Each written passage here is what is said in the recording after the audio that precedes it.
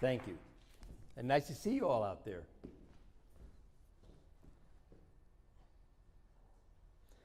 So yes, I was born in New York City, and if my accent doesn't give me away, it doesn't matter how long. I've been in Arizona for 37 years, and every now and then the cowboy's going, what?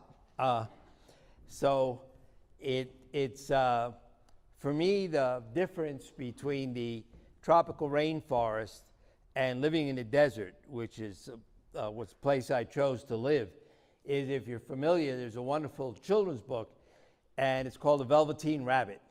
And for me, living in the desert is like the Velveteen Rabbit. It's an incredibly rich and dense story. But then I go to the tropics so that I can get a little bit of Tolstoy, because it's big and deep as far as the stories go. I want to get my little widget over here, make sure I'm all set up. Make sure that's working. Yes. Should be on, and that should be your right slide. Eep. Okay, good. So I was young once, and that's where the long hair and I worked at the museum where mutton chops and looking like a northern explorer seemed to be the way to go. And as you said, I first started in animal behavior on army ants, and then I went into entomology, where not only was I in charge of all the orders of insects for which we had no curator, but I was also the answer man. And if you want to talk to a bunch of crazy people, all you have to do is be the answer man at the Museum of Natural History, so that you get calls. My favorite to this date is I have a white cockroach. Aha, is it worth a lot of money? Well, no, not really. It's just molted its skin, and you know, you want to get technical or whatever. And the guy goes, you're just trying to chew me down, aren't you? I said, no, and I realized I wasn't going anywhere with it, so I said, do you have the albino cockroach? And he said, yes, I do. And I said, great. What I want you to do is call me in the morning if it's still white. Because sometimes logic doesn't really work. In the middle of all that, at the museum, we had T.C. Schneerler, who's the fellow I worked with initially in animal behavior, and he worked on army ants. And there was a Nobel Prize being given out for animal behavior, and they decided they wanted to depict an army ant colony. Nobody had ever done that. There's 1 million ants who are generally aggravated and are not all that fond of people. And so I had to figure out a way with a fellow by the name of Howard Topoff. We figured out a way of going into the tropics and then carrying all of our gear, generators and everything else, in a box to bring back 1 million ants. And so then, when we aspirated them up with a vacuum cleaner, the rules were the vacuum cleaner could have, you know, a vacuum cleaner hose is ribbed. It couldn't be ribbed, because if you're an ant and you get sucked up down a vacuum cleaner tube, by the time you get to the other part, you're a bunch of little ants, segments. So we had to work all that out. And then once we had them, I had to get them on an airplane. I bought a first-class ticket seat and flew them into New York City. And I got to tell you, the first time I did it, I've done it 5 times. The first time I did it, the custom guy says, that box would just be full of drugs. We got to open it. And I'm at the airport, and I'm going, oh, please. There's like 1 million ants that sting in here. And the fellow looks at me, and he goes, well, I'm the customs inspector. And I takes a hammer and a screwdriver, and he's getting ready to whack the box. And I just stepped back in line, and I said, I am not responsible for what is going to happen. Because we were willing to pay to have an inspector come when we opened them up at the museum. Anyway, we had some issues, amongst them the fact that the exhibit was so popular that outside of the museum, the main rotunda, there was a line that stretched 1.5 blocks around with people wanting to see army ants. And so they left the doors open in the middle of winter. Well, they're tropical. So they died. And the next thing that happened was I came in after a weekend, and they said, gosh, you got to go back, and we got to get the exhibit back up again right away. And one of our trustees was a banker, and he gave me a big old envelope full of $100 bills, and he goes, and I don't want to hear about how much it cost. It's off the books. So I got to go back and get another colony. And so I also fooled around with them a little bit. Like, I got cut, and I let the ants be my stitches on my finger and suture them together. Actually works very well. And, you know, it's like having a portable medical kit. The, and I did have them rain on me once, and I got stung so much that, or so many times that I got allergic and I started to blow up. And so they gave me a big old shot of adrenaline and then antihistamines in order to help with that. But my favorite part was once I had them at the museum, this is a chemical that keeps them from climbing out called fluon. The ants were here, and we just had mobs of people standing around this huge area. And I could get the ants by putting out mealworms and fly maggots to write your name. So I'd say, what's your name? Joy. And I would get the ants to write out Joy. And I used to say, well, you know, for a bug guy, it was a nice way to meet somebody. So now I got to figure, here we go.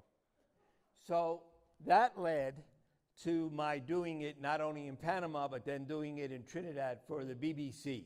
They were doing a movie called The Micronauts, and they needed a bunch of ants to go to England. And the big difference with the army ants, and they have no respect. You'll notice they're right here in the middle of, and pesticide.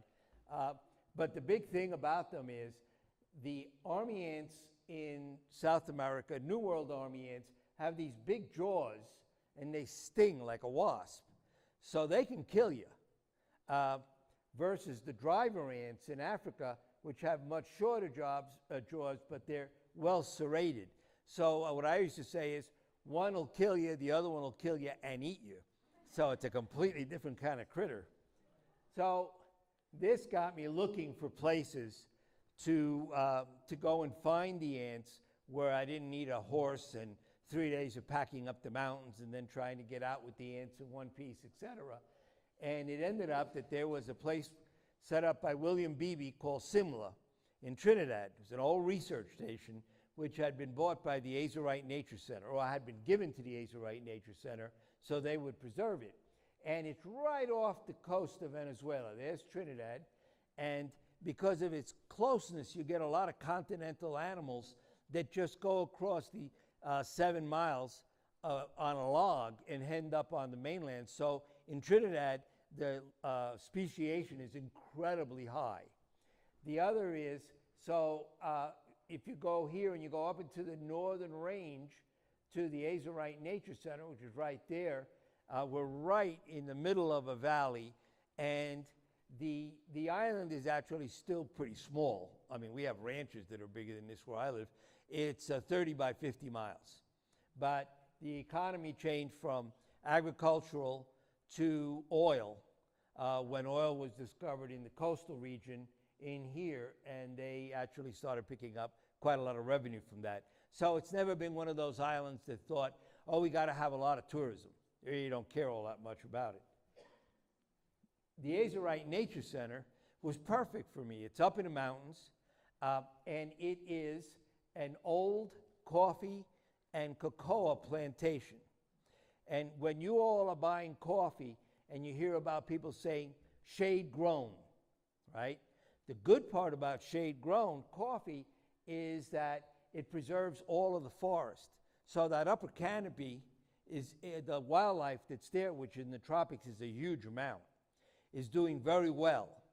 And because of that, this place had, well, like we say right there, they always say you can get 75 to 90 species of birds before breakfast, just sitting at the veranda.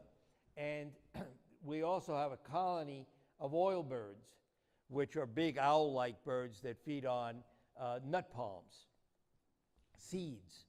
And so this is the old nature center as a painting. So I started going there, and I did something that I was there, I was working on a couple of projects, and my field hands asked, they said, listen, I tell them, what do you want? I'm going to come back. I'll bring you, what do you need, a little recorder or this, that, or the other thing? And they all said, no, everybody comes here and takes pictures, and we never get to see them. So why don't you bring us back pictures? So I schlepped a projector and slides and a couple of long shows, and I sat down. We had all the field hands and their families come in, and I gave them talks on the animals that they lived with. And that started a relationship that's been, well, that's well over 45 years old. I know the kids, the grandkids, and everybody else in that area because of that one beginning, which is sharing. Then one of our endemic birds is the Moth, this species. So again, why is that place so unique? Because of the coffee, which actually has its fruit, flowers and fruit on the main branches and the trunk, and because of the coffee. Those two things, shade grown, made all the difference and allowed us to buy it and really, move it forward.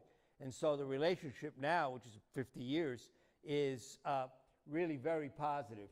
And these trees are just everywhere. So when you walk through the forest, if you really don't know what a cocoa tree or a coffee tree is, you just think you were in the jungle. You really wouldn't see it. And we have very strict rules about collecting and killing and how we move things through and getting the community involved in harvesting, etc. But first time I went, they were cleaning out all of the epiphytes on the coffee trees. And I looked at it as I was walking along. I said, "Wow, there's like $10,000 worth of plants on the ground," because they call them all pines. They strip them all off so that the flowers come out, and you get a nice bean or a nice pod. Excuse me. The main thing for me was, while I was there, was learning how to look up. Right, we walk around. Oh yeah, look at this, look at that, and then all of a sudden I picked my head up and I went, "Wow, look at all the stuff over my head." So in this case, again, as I was saying, as I was saying, the epiphytes really make for an unbelievable array of wildlife. I'm not a birder. I was an entomologist. I mean, I like birds because they carry really cool parasites, but it's not my main focus for why I go look at them.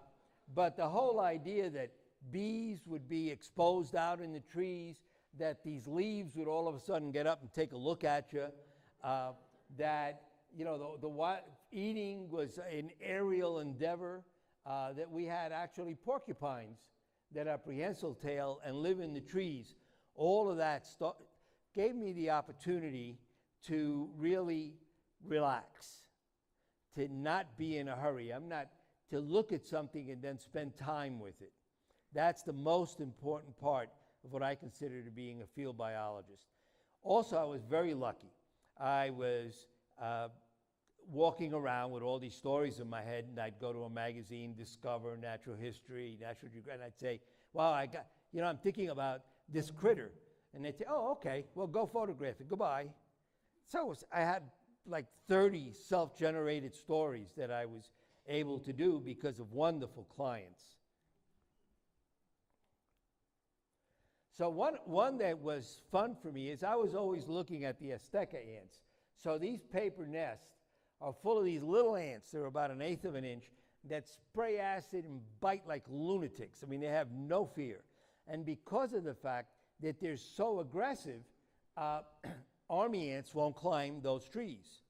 They just come out and make a ring, start spraying acid. The army ants back up. Well, the flip side to that is wasps have figured that out. And so all of these nests are surrounded by big wasp nests. And they protect them. So, okay, and I'd sit, because I like the ants, I'd watch the ants and I'd fiddle with them to see what they were doing, etc. Well, one day I looked up and I had some ants fall on me. And I looked up and I said, "Whoa, what's going on here?" And what it was that the trogons were banging into these ant nests, and they were just opening up their wings and holding on, and they'd just get brown with ants. And then they'd fly over to a branch, and the eyes and nictitating membrane would come over, and they'd slowly, and then they'd wiggle a whole bunch and get the ants off them, and they were anting. We think about our foxes and woodpeckers and other animals doing it on ant colonies of our thatch ants, but this was an aerial use of the ants. The other thing that I was always interested in is I'm a little bug, and now I got to go find water. So or I have babies that I want to raise, etc. Where can I do that? And I started looking at bromeliads. And the bromeliads really are just that, ponds in the sky. The middle of all these leaves are full of water. And so there's a whole group of animals in the tropics that specialize in finding bromeliads. Not only that, but many other animals like butterflies, etc., come in, and they will literally go to the bromeliad to take a drink instead of going down onto the ground. So in this case, I found a species of scorpion way up on top of El Tecuch, just the highest mountain, over 9,000 feet on the island. And, excuse me, and it ended up being a new species of scorpion. And so it was named after myself and a buddy of mine, Hans. The other was something like this crab is on top of the mountain in Bromeliads, and it's the mountain chain that goes along Venezuela that also is sort of turns over, and Trinidad's been traveling along it. The Bromeliad, the top of those mountains are very old. And what I sent the crab to the Smithsonian, they said, well, you know, it's a female, bring me a male. And I said, whoa, wait a minute, I just had to hike for 3 days to bring you this one crab. I don't think so. But this species of crab is endemic only to the top of the mountains in Trinidad. There are other terrestrial ones that are red, but this one is only on top. Another thing, ant colonies are in the bromeliads. They use the fronds to keep it together. There are frogs, like this marsupial frog, that carry their eggs around on their back. And just when they're ready to emerge, the tadpoles, they'll go and sit in the bromeliad, open their back. They literally go crack, and they open it up, and they swim out. So, and then they complete metamorphosis in just a few days. They go right down, they feed up, but they've done 99% of their growing on the back of the frog. The other one that I've always enjoyed is this guy. So you're a little caterpillar and everybody wants to eat you. So what are you going to do? So in the end, what they do is they go and find the leaf and they they bite into the leaf. And the rubbers and protective juices of the leaf all come up. And then they eat the leaf in the middle, knowing that things like ants and other stuff can't get to them. So that's actually a protective ring made by the caterpillar before it starts eating. So another one here is your peanut-headed bug. It's a good size, about that big. It's a fulgorid, but I mean, it's a peanut-headed bug. And Isabella, who had lived in Trinidad and then in Venezuela, had said that these guys lit up. And people were collecting them and couldn't find them and said, you know, just another crazy story from the field. Well, they're not easy to get a lot of them. And finally, somebody collected a bunch. And when they were all together, started competing, they would glow. So it wasn't one at a time. You could have one anytime you wanted. It's not going to do it for you. There's no sex involved in being around with you. So the other one over here, for instance, is some of these clear-winged butterflies that just disappear as they're flying around the flowers as you're going in. And of course, this is one of the shieldback bugs, and she protects her eggs. So she has if anybody here has ever put a plant bug in your mouth, eating a berry, like you're eating strawberries and you're in a hurry, probably not. But anyway, if you do, woohoo, you know why you don't eat stink bugs. But what she does is she sits on top of her eggs, and if anything comes near her, she'll just let off gases. And that protects the eggs until they hatch. And she also just hunkers down on them. However, on top of El Tecuch also, which is very famous, there is a bromeliad tree frog. Its entire metamorphosis goes on, and its life goes on in bromeliads on top of a mountain, on top of the trees, in the mist that the mountain has as the winds go through it. And so that's the tadpole for it. And what the tadpoles do is they'll be in one bract, or one part of the leaf, and they'll eat out all the protozoans and other kinds of animals that are in there, and then they wiggle over and they get in another bunch. And so when they're done, the bromeliad's pretty well cleaned out. And they're quite beautiful, and you'll almost never see them in captivity. As a matter of fact, I've never seen anybody keep them because they're a high altitude and cold environment, and bringing them down the mountain is enough to kill them.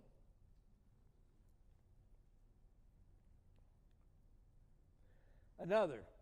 So years ago, I really wanted to do a story on Envied Man, but they'd already done Spider-Man. But see, Spider-Man is wrong because spiders don't spin silk out of their feet, right? They do it out of their butt. So this whole thing here with him having the web there is very convenient for the, the show. But there actually is an animal called an Envied and a web spinner, and they have on their front a little gadget that lets them spray silk. So it should have been Envied Man. But I would have had to get together with the cartoonist a little earlier than the cartoon character came out. And here, it's hard to see right here, but this little hole, she's come out and she's doing it as if she was sewing. She's going like this with the foot. She does it over and over and over again. When this one runs out, she takes the other one and does it over and over again until she spins the silk blanket. Has lots of interesting parts. This animal is primitively eusocial, which means that the female guards her eggs, takes care of them, and when the babies hatch, they live with her, perhaps for one or more generations. However, the females are wingless. This is a female. The males have to find the females. The females are living in these webs all along tree bark. So if you're traveling in the tropics, people would say, oh, spider silk. Ah, Envied silk. And when you find them like that, you can actually look in the tunnels and you can see one running along. So there's an interesting thing that happens. She is, as I said, here she is sitting with her eggs and the baby's just hatched out. Here she is guarding it. And you'll notice this strange position of the leg. That's not because there was a problem with the picture. She can run as quickly forward as backwards in the silk tunnel. She doesn't have to turn around. She just goes 80 miles an hour one way, and then she wants to back up. She backs up, hits the tunnel, keeps going. The males have wings, and they fly to find the females. So when they find the female, they put a hole in the web, and they drill down and start chasing her. But she goes just as quickly backwards as forward, and he's got wings. So he has a special hinge. So when he goes backwards, if he gets stuck, it just flips over his head. Then he goes forward and it flips the other way. And that's the way that he can outrun her in the webs. As with many animals, you have to be strong enough to mate. And he has to do it very quickly, because if he doesn't, somebody will come along. Remember, it's on the side of a tree. That's a plica. That's one of the tree lizards. And this fella, and the fun part for me, again, I had somebody who said, yeah, go spend a month looking at little black bugs running around on a tree. And in the process of taking the pictures, I got a male that landed, and a lizard that came in and got him. And so I just had that one picture in 1,000 to do it. The other animal that I read about as a kid was the quote-unquote missing link, Peripatus. Now, this is Macroperipatus. I got to Trinidad and I found one, and I ran back to natural history when I had done another story, and I said, there's a critter we have got to do a story on.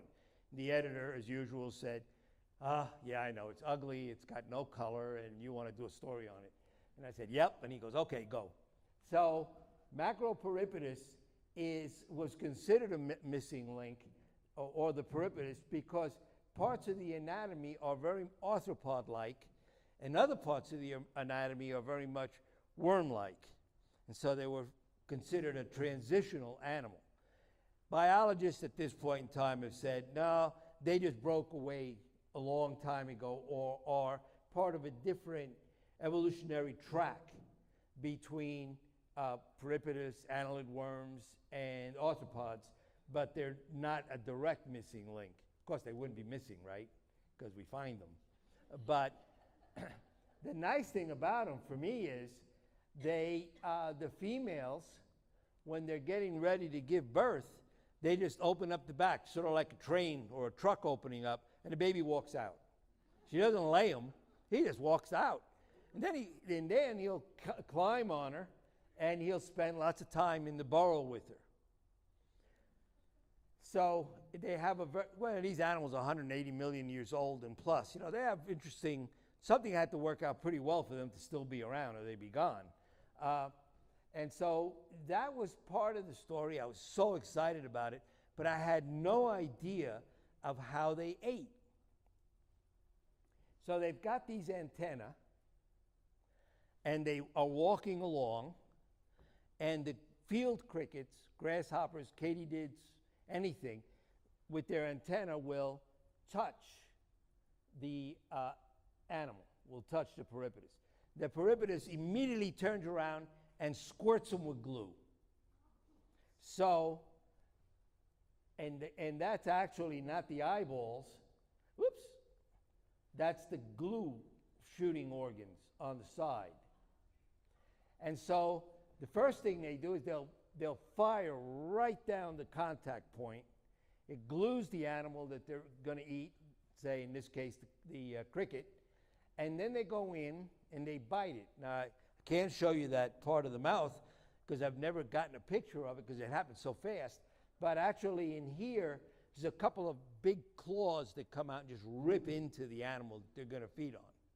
Didn't know it was going to be horror night, did you? And then they flip their mouth backwards and this radula comes out, sort of goes up to where the animal is, the cricket, spider, whatever it is, and just sort of sucks them to death that way, just eats them out. By then they're dead.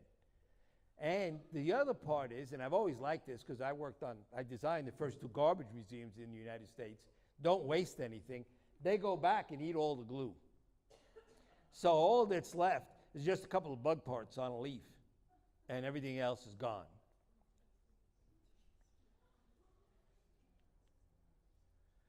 The other thing that I was very fortunate about, being a taxonomist and being interested in ants, I'd read a lot about the primitive ants, so the ponerines in particular.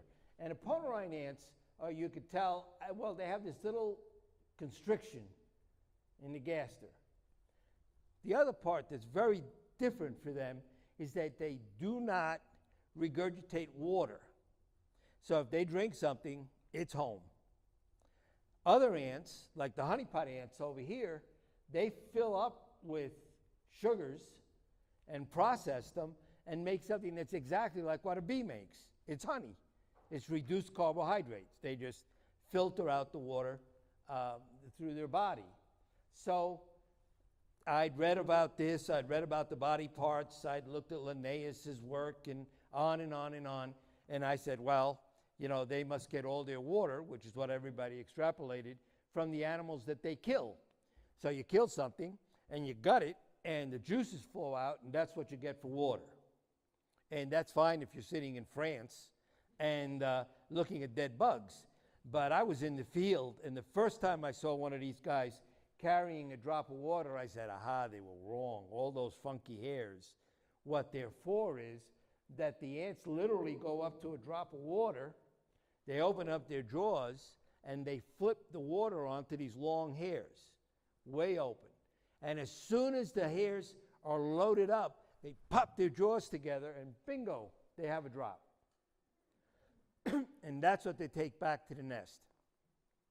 Now, this I did for Discover magazine with a biologist, a very famous guy, Ed Wilson, and he wrote the article. And when I was doing this, what I found was several things that nobody had reported. I found that, one, they actually will take the drop of water and put it on wood to moisten an area, and that's why they keep their larvae in a high humidity environment. And so they're not using it only to drink. The other thing that they do is when they come into the nest, there'll be workers waiting, and they distribute it amongst themselves. So everybody gets a little bit of water, and they run off to feed the larva, etc. So in this case, the larva is picking its head up just to get a drink from the female ant. Another thing is, for instance, the pupa are thick silk, and it's thick. And what they do is they pile all the pupa up in chambers away from the rest of the larva or anything else. And when the pupa are getting ready to hatch, it starts to wiggle, and they go over, and this was amazing to watch. They go over and they take water and they soak the top of the pupa, and then they go in and they cut it open. So they're using water in many more ways than we ever thought was possible. And this is one of the little males. They're wonderful ants.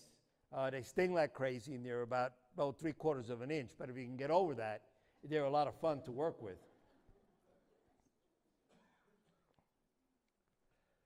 One of the biggest herbivores, if not the biggest herbivore in the New World tropics, are actually leafcutter ants. Yes, they're taking a little bit of leaf, so it's like taking an elephant and breaking them down into cells and letting it run around in the environment. And these huge queens this is Atta, and the huge queens actually fly, and when they fly, they take a little bit of fungus in an infrabugal sac in a place right under their jaw, and they land, they mate, they land, rip off their wings, dig a hole, and put that little bit of silk fungus down, and then they lay eggs, pop the eggs, and slowly grow the fungus. Now, we have fungus-growing ants all the way from New Jersey, all the way down through Central and South America. Different kinds, and we have all the forms. We have some that just go and collect caterpillar droppings and keep them nice and moist so that fungus grows on them, and that's what they're eating. So you can see all the stages of the evolution of farming with them. So the nests themselves can be enormous. This stage would be no problem to be one nest with one queen and a million workers, all going out into the field, coming back with lines and lines, bushels of vegetation, in order to do one thing, and that is to grow fungus. And as the fungus starts to produce a fruiting body, which is high in protein, that's what they cut and eat. So they're really farmers. And I always say, well, whatever they do has to grow the fungus well, otherwise they wouldn't be able to get any food. So I'm always thinking about who runs the show. Is it the ants or is it the fungus? The other is that these fungus nests are producing tons of detritus. So the top here will have all the fresh leaves. The middle is where it's all starting to fruit.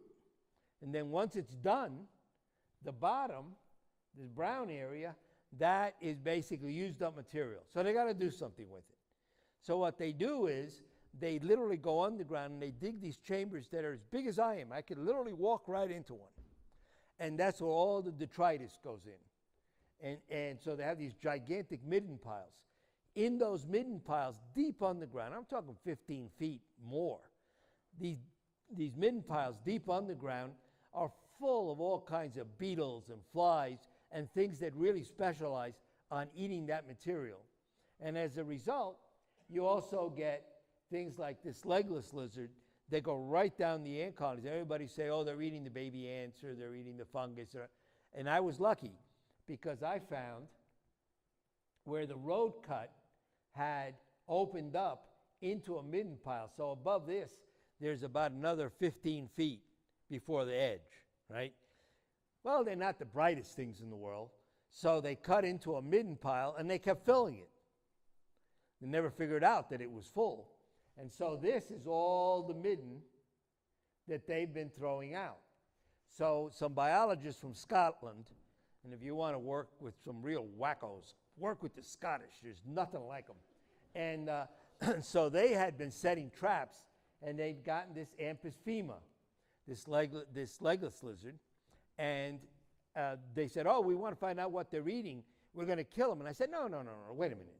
Let's not kill them and gut them. Let me have them. We're going to put them in a clean box, and I'll collect the feces. They said, what are you going to do with that? I said, I'll dissolve it, and I'll look for bug parts, or whatever's in it. So I went in, and I found the preponderance of little spiracles, which are the breathing parts for an insect.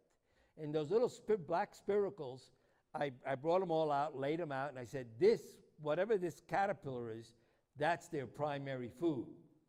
And then we went over, and I had found this midden pod. We dug it up, and we found these caterpillars, and that's what the spiracles were. So they're actually going down, way down 10 feet or more underground to these big midden chambers and eating out the caterpillars, or the beetle larvae. And when they're done with whatever's in there, they might come up and go and find another nest to go and get the food from.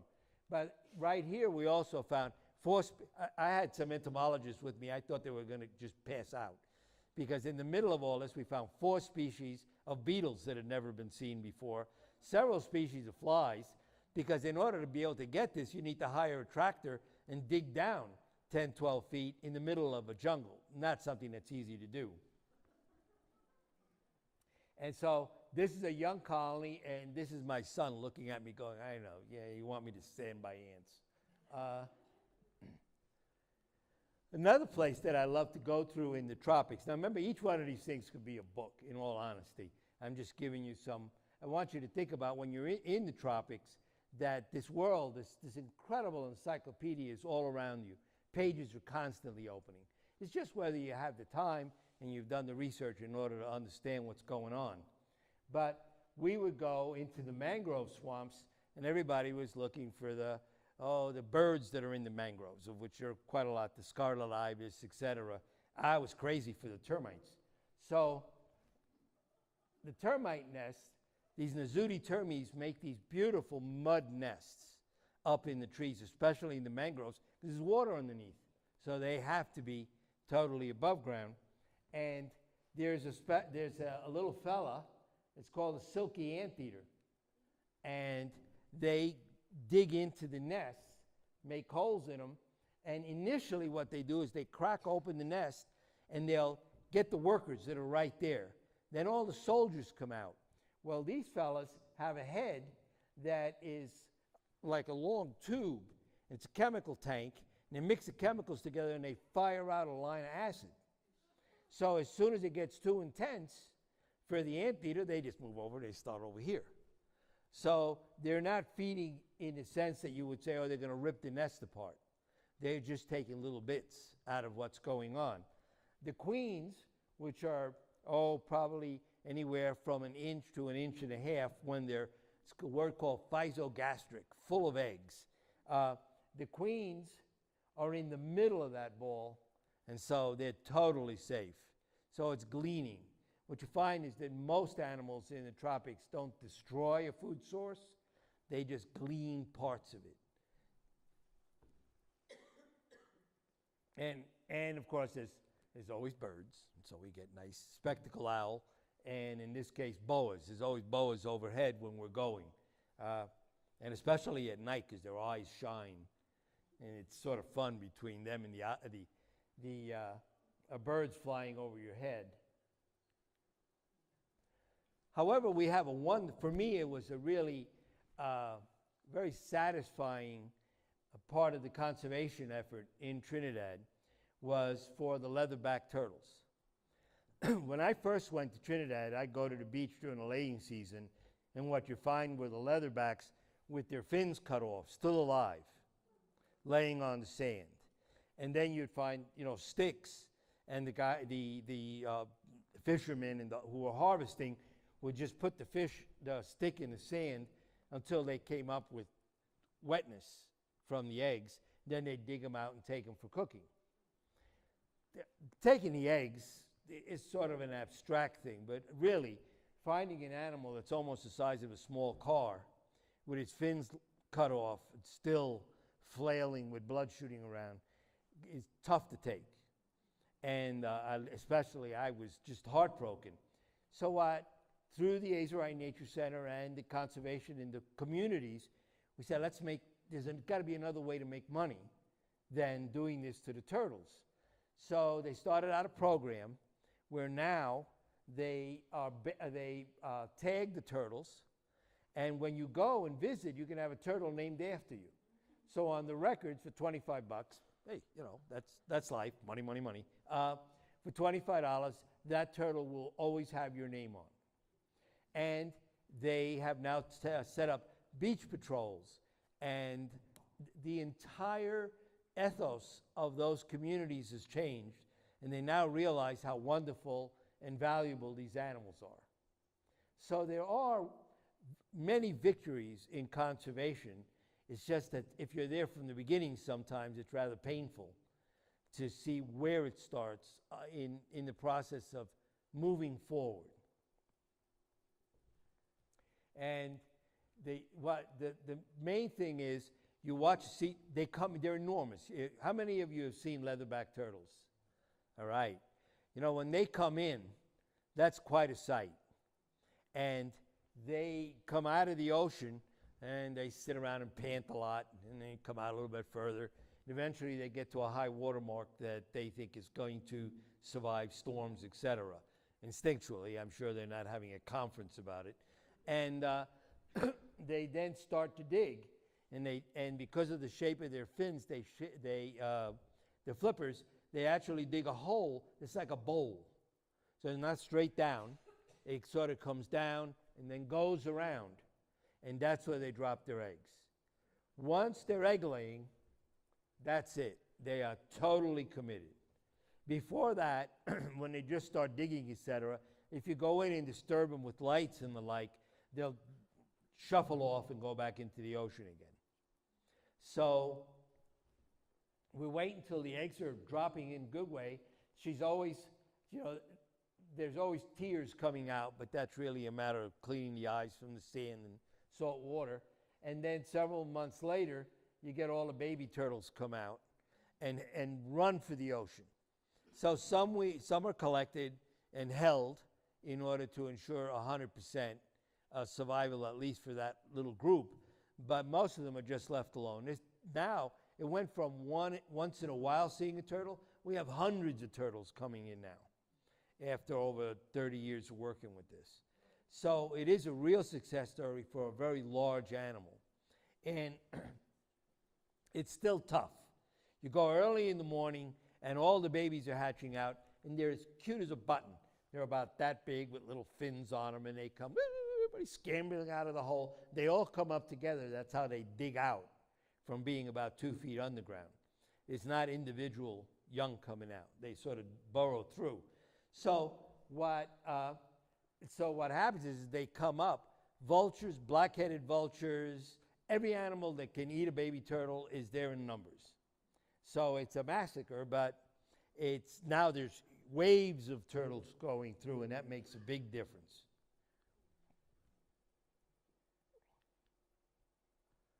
So in ending, I wish to take the three organizations that are here. Calico Ventures is an old friend, and she said, "Oh, I want you to do a talk for me." And you don't. I said, "I'm not doing birds." She, "Oh, you don't have to do birds. It's okay. You can talk about the rest of the world." And for me, it's all the rest of the world is little stuff. But there is, and one of the things that I've always had to thank have been great clients who have, I come up with some squirrely idea about wanting to photograph something that nobody's seen, and they go, "Yeah, sure, go ahead. How long do you want?" Usually I do it in the winter so I can get to the tropics, spend most of the cold season down there. But they're okay with that. The other is you get to see all of these wonderful animals that through photography, through stories, you get to represent and help defend. And to me, that's a very important part of using knowledge with the visitors and with the public in order to get them turned on. So not only would you maybe want to go on a field trip and not only look at birds, but look at birds and. I always say nothing should exclude. Should be all of it is available, just a matter of seeing it. And so in this case, because every conversation should end with a little bit of sex. I don't know how many of you have ever know what a spermatophore is. Anybody? Spermatophore? Insects do not have open sperm in the reproductive process. The male literally has an egg. It's called a spermatophore. And many insects, especially walking sticks, you'll see will have specialized organs in the back when they're mating, and that's to inject the spermatophore into the female. She will then take it. Like with ants, though that egg mass having millions of sperm in it is nurtured fed and held, so that as each egg goes out, she lets out one sperm cell. So it's an incredible process. And just think about it, it's going on in some cases in insects that you can barely see, that are driving your sugar bowl crazy at home. But this incredible biology is going on right there in your house. So people will call me up in New York and say, oh my God, I got roaches in the apartment. What kind? Oh, we got brown-banded roaches. And I say, aren't you lucky? And then, then they'd look at you, and I knew they were going to come and beat me up, so I'd have to give them some help. Or, you got your frogs that are carrying the tadpoles, laying them on dry land, and then carrying them into the stream so they can complete metamorphosis. Nothing is random. That, to me, is the most incredible part about being in the field, is that as you look around, there are just tens of thousands of incredible stories that you can enjoy while you're enjoying the air and looking at a tree as a tree. And I always tell friends, there was a time when I looked at a tree and all I thought was, oh, chlorophyll and the actions. And then one day I looked at the tree and I said, wow, that's really pretty. Everything changed. And, of course, then you have to have a son who looks at you and goes, yeah, Dad, okay. So this happens to be one of the big silk moths from Trinidad. Everything you've seen is from Trinidad.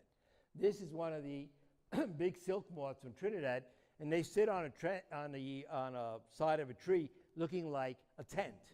So a butterfly has its wings either up or out. Moths have their wings in a tent form. That's one of the easy ways to tell them apart.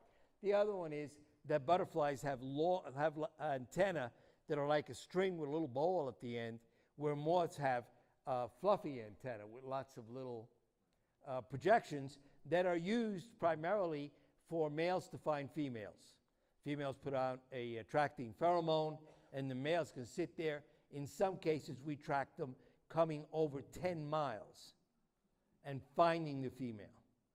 But when you look at it carefully, you might find that there's really a lot more going on inside of those wings. It's like you're stepping into another universe. And if you do it, especially after a few rum punches, you might find that there's a whole new world that you're dropping into. And that would be the best gift you could give yourself, is to keep looking. And thank you all very much.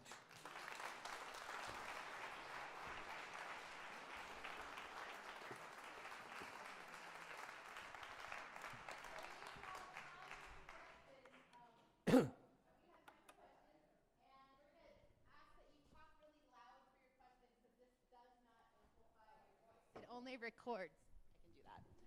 First, thanks so much. That was really entertaining and enlightening. I'm a 5th grade teacher here in the Valley, and our guiding question right now that I'm studying with my kids is, why do scientists study the rainforest? So I was just wondering how you would answer that. I guess from why do scientists study the rainforest? Of course, the diversity of everything that's around you in the rainforest alone, the way that all the problems have been solved. Niches are a hallmark of going into an environment and saying, and they've done this, we gassed a tree and put nets underneath it and collected all the animals and gotten thousands of species of animals out of one tree. They're not all living on top of each other. Everybody has got its point. So that's one reason. The other one is, there's no end to the questions. Asking questions is a great way to live. And so I would tell kids, because you can have a lot of fun, and the hardest part for me about science, especially when I started teaching at universities, etc., was we present information often as if it's been solved. Memorize this. Well, it's okay at a battle. It started on February, and then science isn't about that. It's open-ended. So the fun part of going into the tropics is that every one of these stories has another 8 stories behind it that need to be told. And so it's not, curiosity never ends. And you'll never be bored. I don't care what you're doing for a living. If you're a naturalist, a biologist, the world is always going to be open to you. So that, more than solving the world health crisis, more than finding drugs that are going to, cure cancer, all of that's possible. But it's not an either or. The other one is fundamentally keeping a curious mind. That's the most important part. Anybody else? Whoa. Oh. Wait,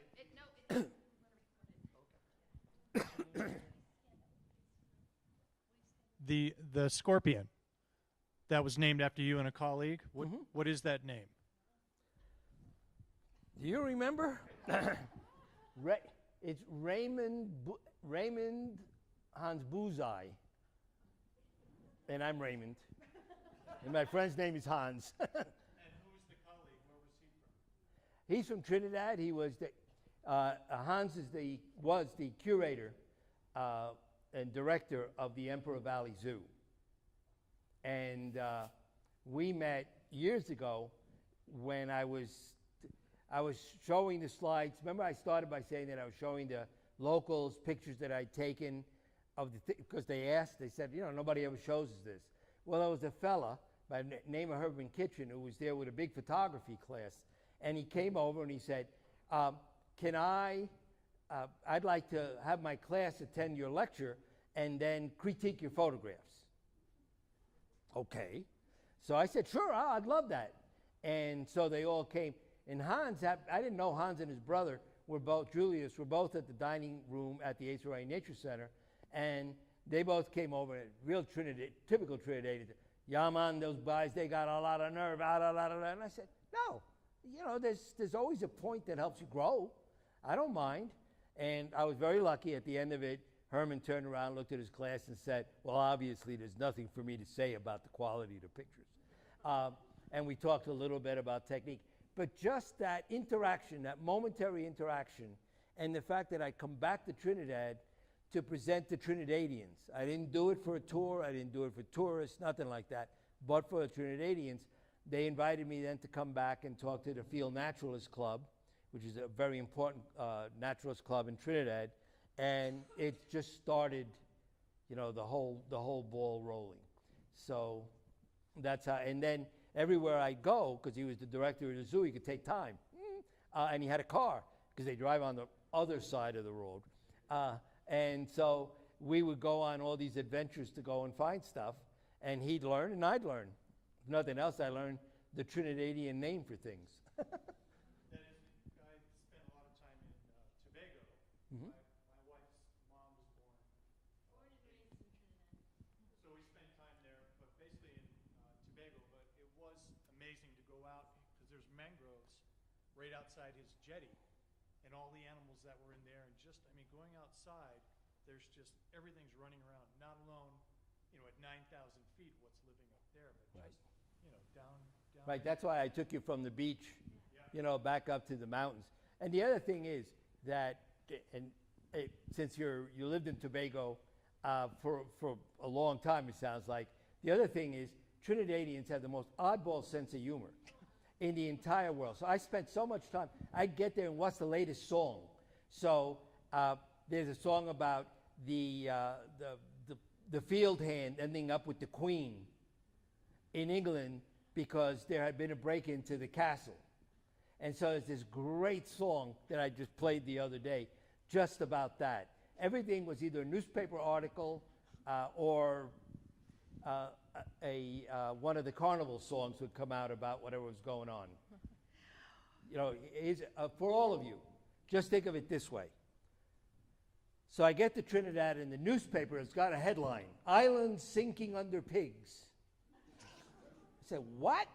So I'm trying to figure it out.